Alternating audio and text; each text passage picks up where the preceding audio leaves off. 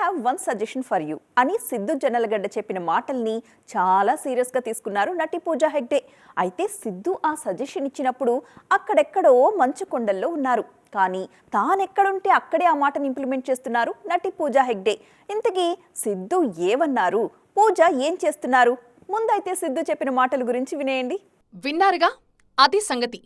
అలా వెళ్ళి చిల్లవండి అని. అయితే ఈ వర్షన్నే తనదైన స్టైల్లో ఇంప్లిమెంట్ చేస్తున్నారు బ్యూటిఫుల్ పూజా హెగ్డే.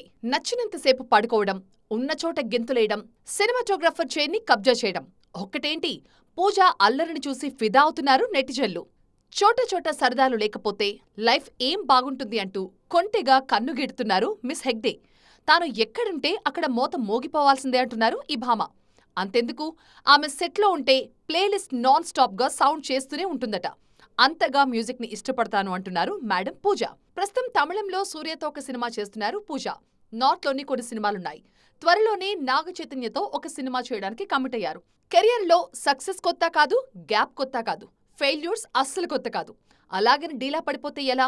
రేపు బాగుంటుందనే నమ్మకంతో మన పని మనం చేసుకుపోవడమే నాకు తెలిసిన పని అంటున్నారు పూజ.